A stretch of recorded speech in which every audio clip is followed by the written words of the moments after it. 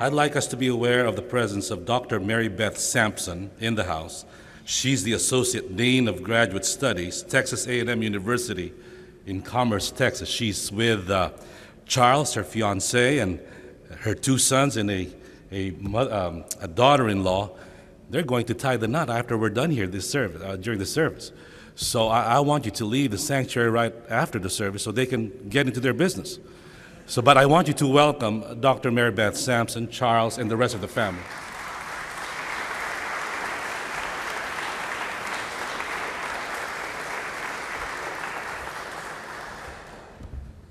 Recently, a teacher, a sanitation engineer, and an HMO physician wound up together at the pearly gates. St. Peter informed them that in order to get into heaven, they would each have to answer one question. St. Peter addressed the teacher and asked, "What was the name of the ship that crashed into the iceberg?" They made a movie about it. The teacher answered quickly, "That would be the Titanic." St. Peter let her through the gate. St. Peter turned to the sanitation engineer and figuring heaven didn't really need all the odors that this guy was bringing with him, decided to make the question a little harder.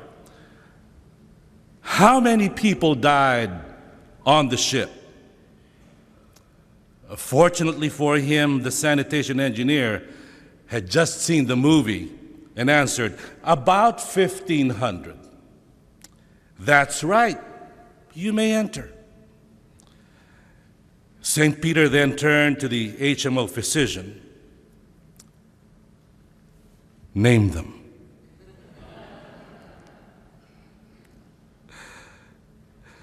David G. Myers and Ed Diener, in a study they called "The Science of Happiness," made the following observations.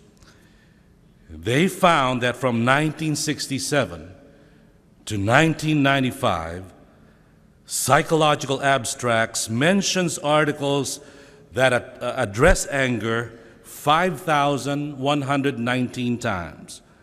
5,119 mentions of anger, studies on anger. Anxiety is mentioned 38,459 times. Depression, 48,366 times. But happiness, only 1,710 times. How about life satisfaction? Only 2,357 mentions. And joy? Only 402 mentions. This amounts to a 21-to-1 ratio of negative to positive emotions studied by scientists. Carl Jung and his successor and Jungian analyst James Hillman asks the question, in light of these findings, why do we focus so intensely on our problems? And then he answers it, somehow, he says, we desire our problems, we are in love with them as much as we want to get rid of them. And I found myself reacting, really? We actually desire our problems? Are we, for example, in love with our problems here at First Church? Perhaps even more so than we want to get rid of them. The first part of that statement can't possibly be true. Desiring our problems. The hardest disease to cure is the one that remains undiagnosed. Unable to pinpoint what exactly ails us, we stumble around, grasping at any and all suggestions that come our way, the latest idea on church growth, the latest fad on religious music, introducing advanced video and sound technology into the sanctuary and classrooms of the church campus, or even transforming worship space into a cafe. Not that these ideas have no value. For many churches, they are outward and vital expressions of an inner and collective transformation and of newfound vitality, fruitfulness, and growth. When struggling to find a cure, we tend to seek out the flashiest, most expensive, most demanding course of treatment, convinced that if the road is tough, we must be on the right path. In today's Old Testament text, the Syrian army commander Naaman suffered from one of many skin diseases labeled as leprosy. But he could not find any cure in Aram. That's the Old Testament name for Syria, Aram.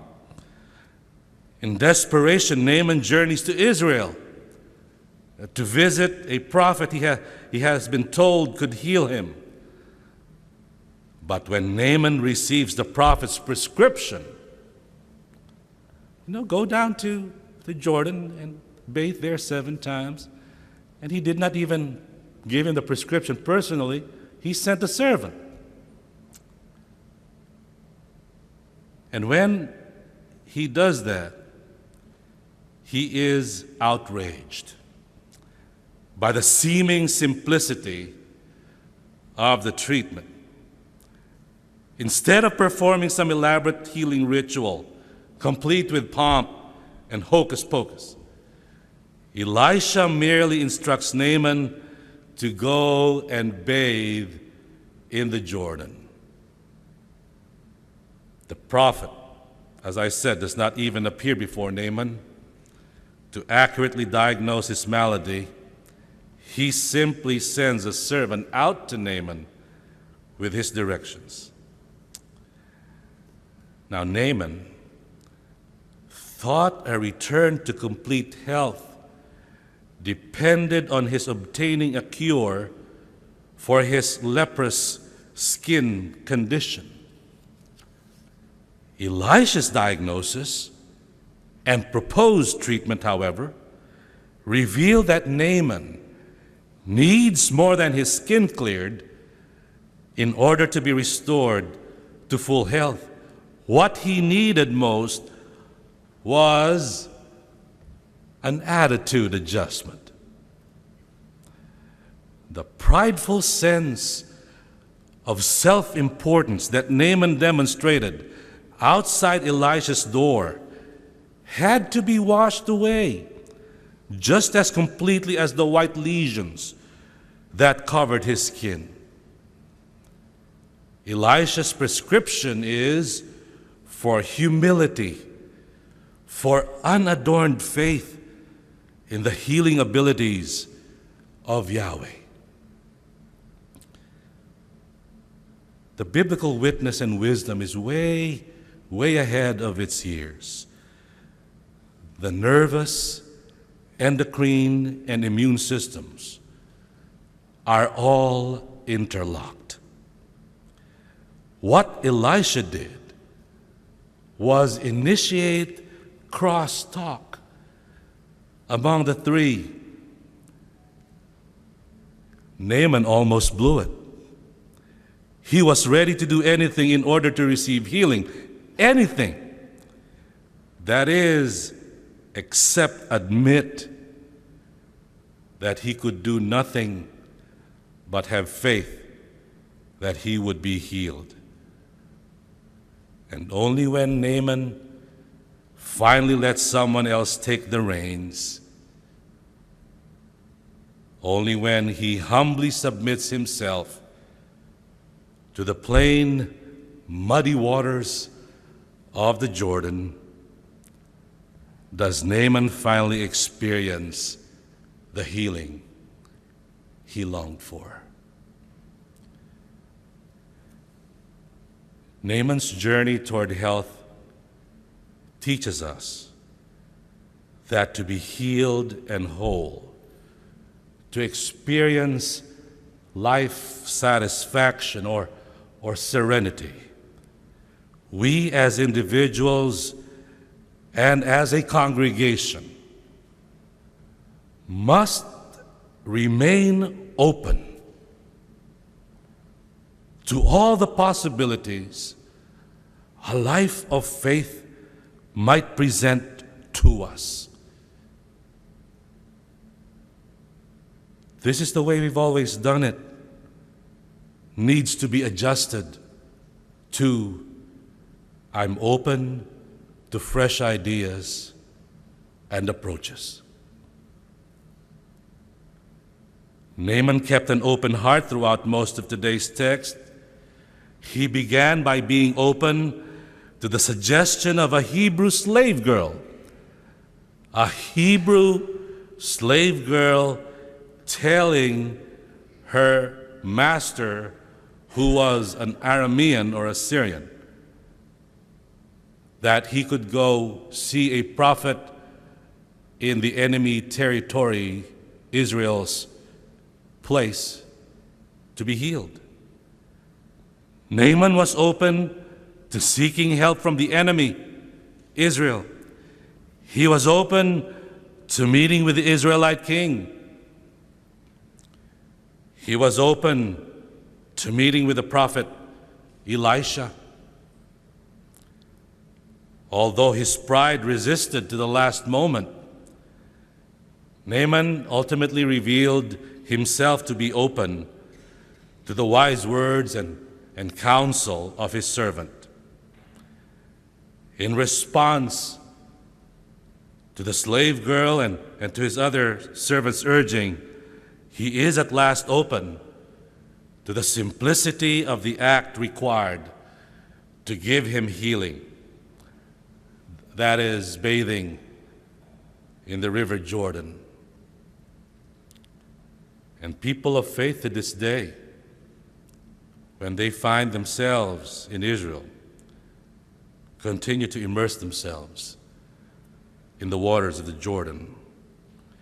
This final act of bathing in the river opens Naaman fully to the grace of God, of Israel's one God, enabling him to be healed. Church, are you and I wired for healing in our own life as individuals and as a congregation? Are our heart and spirit open to whatever path our faith journey might take us in order to make genuine, complete health our own? Are we prepared to receive both a diagnosis and a course of treatment that may be totally unexpected?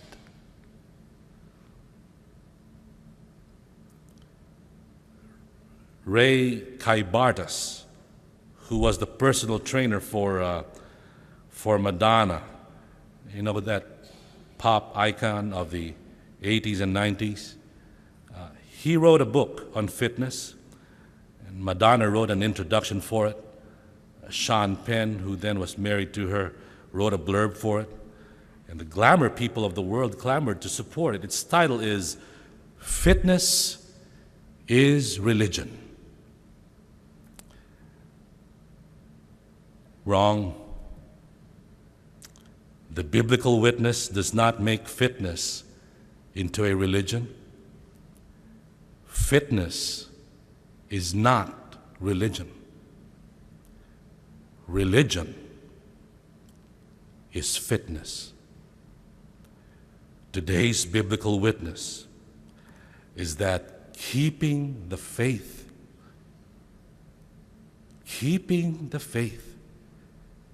keeps us fit. Keeping the faith that we will find our way into a new renaissance for this congregation will keep us fit. We live in a culture that says keeping fit is keeping the faith. The gospel tells the world that keeping the faith is key to keeping fit.